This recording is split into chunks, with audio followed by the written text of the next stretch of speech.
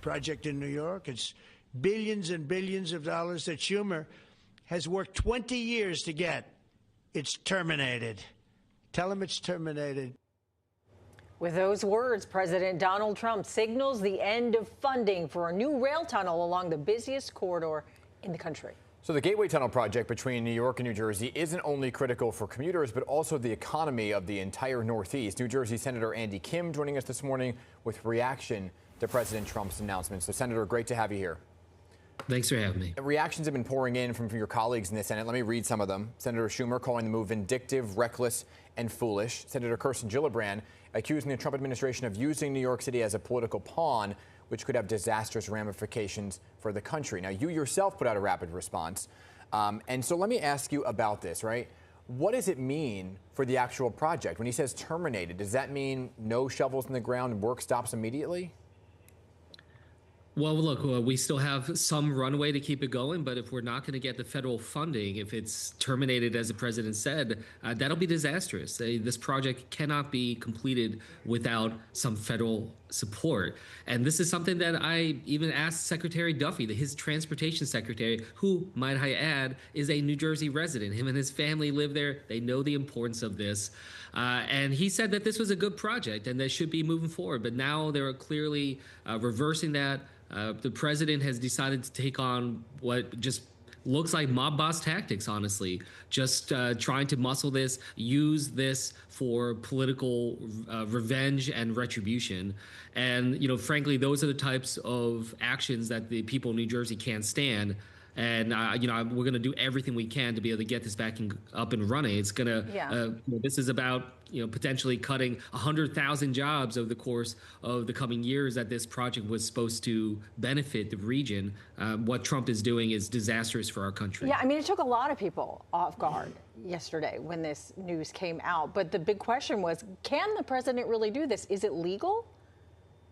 Well, look, you know, we absolutely need to fight this in court. I mean, we had an agreement. You know, this is something that we pushed through in Congress, and making sure we're able to do all that we can to be able to, you know, look out for the jobs here in New Jersey and the economy. So, yes, we need to stand up against it. But what we see right now with the president even threatening this, it's clearly an overreach of power, something that should never have been done, and just shows how reckless this president is and why he just always continues to put himself before what's best for the people. Right. I think what gets confusing for some folks, right, is you used to be a member of Congress. Now you're a member of the Senate.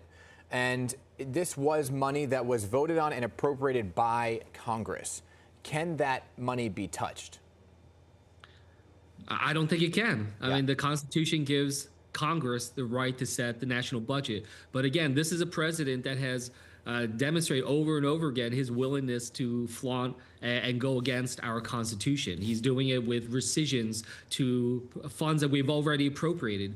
Look how he's operating through this shutdown, just firing federal workers, even though Congress is the one that has appropriated funding for their work. You know, he is clearly demonstrating his lack of respect for the Constitution, and he's just trying to dominate the other branches of government. I had one New Jersey voter talk to me this past week.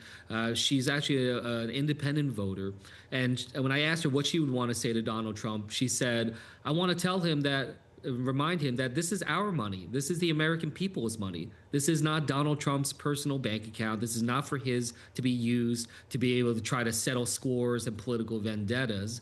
You know, this is about the American people. The American people need to have this project that's going to create jobs, secure our economy. And that's what the people of New Jersey believe. And that's why I think we're going to stand up to Donald Trump. And frankly, with an election coming up in a few weeks, you know, I think this is the final nail in the coffin of Jack Ciattarelli's campaign for governor. The people know that we need someone that will actually stand up to Donald Trump, not someone that's just going to kiss up to him. But it's interesting that you say that, because gubernatorial candidate Jack Ciattarelli disagreed with President Trump's decision. And he said that he would fight to get the funding restored. This is what he actually went on to say. New Jersey needs a governor who has the standing to work with and, when necessary, disagree with the president. What's your reaction to hearing him say that? Well, look, I mean, I think he should come straight out and condemn this and not just talk about it in terms of how it affects himself. You know, this is about the 100,000 people that could lose jobs, the millions of New Jerseyans that are going to struggle when it comes to our commutes. And Jack Ciattarelli is constantly just thinking about this in terms of how it helps his job prospects for being governor. And look, that's not a surprise. I mean, this guy's been running for governor longer than my kids have been alive, and all he's been interested is about his next political career. But what we need is someone that's actually going to stand up for the people.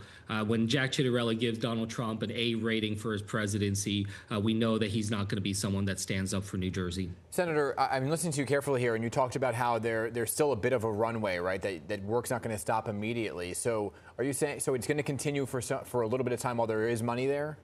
Well, we need to see. I mean, I talked with some of the workers that are on the Gateway Tunnel project. They had talked to me this past weekend about the funding pause. But that's different than what the president just said yesterday. He said it's terminated.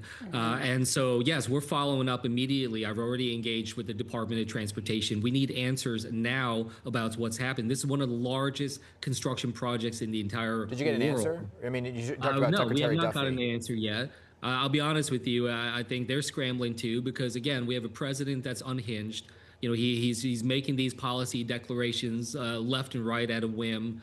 And again, this is no way to govern. And I hope the American people will see that we need a steady hand at the wheel. And we're not getting that from President Trump. And we're sure not going to get that from Jack Ciattarelli. Yeah, because in the meantime, then, there's a massive trickle-down effect, isn't there, if this funding is terminated? Yeah, absolutely. I mean, look, Secretary Duffy himself has talked about this. I mean, the Gateway project is of national importance, not just to our region. If we have train disruption through the Northeast corridor, that's going to send our entire nation's economy into a tailspin. It's going to raise prices for American families on goods and commodities. So, yes, this is going to be a major issue. And I think this is one of the biggest blunders that Trump has made so far in his presidency to show that he's willing to make those attacks. When I helped pass the bipartisan infrastructure law, we had infrastructure projects in every corner of this country, including in areas where the Republican members of Congress did not vote for it. That's because we're trying to help everyone, not just use our politics to be able to just benefit those who voted for us. That would be wrong. That's against our Constitution, and that's something I think the American people are fundamentally against. So is the next step a lawsuit? Very likely if this continues, but what we need is absolute clarity on what the president said, and we need to understand just how this is going to move forward. Well, New Jersey and New York and frankly our country deserve and demand those answers today.